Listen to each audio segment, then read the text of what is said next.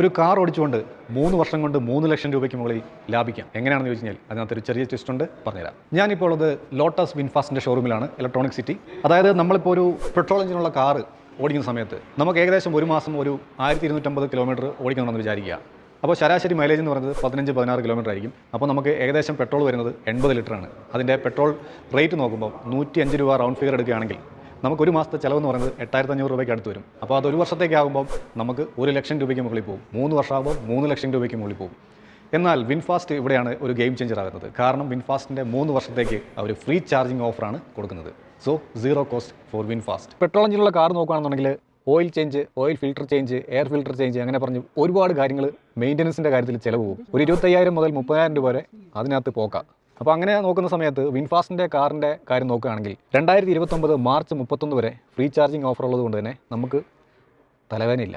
VinFast എന്ന് പറഞ്ഞ ബ്രാൻഡിനെ trust ചെയ്യാൻ പറ്റുമെന്ന് ചോദിച്ചു കഴിഞ്ഞാൽ വിൻഫാസ്റ്റിൻ്റെ ഏതെങ്കിലും ഒരു ഷോറൂം വിസിറ്റ് ചെയ്യുക, ഒരു ടെസ്റ്റ് ഡ്രൈവ് ചെയ്യുക കാർ. അപ്പം നിങ്ങൾ ചെയ്യുന്ന ഓരോ ടെസ്റ്റ് ഡ്രൈവിനും വിൻഫാസ്റ്റ് ഒരു അനാഥാലയത്തിൽ വളരുന്ന കുട്ടിക്ക് ഒരു നേരത്തെ ഭക്ഷണം കൊടുക്കും. കൂടാതെ അവരൊരു വൃക്ഷത്തൈയും നട്ടുപിടിപ്പിക്കും. ഒരു സാമൂഹ്യ നന്മ ലക്ഷ്യം വെച്ചിട്ടാണ് ഈ ഒരു സീഡ്സ് ഓഫ് ചേഞ്ച് പ്രോഗ്രാം അവർ കണ്ടക്ട് ചെയ്യുന്നത്. സോ ഇതിലൂടെ നമുക്ക് ഈ വിൻഫാസ്റ്റ് എന്ന് പറയുന്ന ബ്രാൻഡിനെ ട്രസ്റ്റ് ചെയ്യാൻ പറ്റും എന്നാണ്. നിങ്ങളുടെ അഭിപ്രായം കമൻറ്റ് ചെയ്യാൻ മറക്കണ്ട.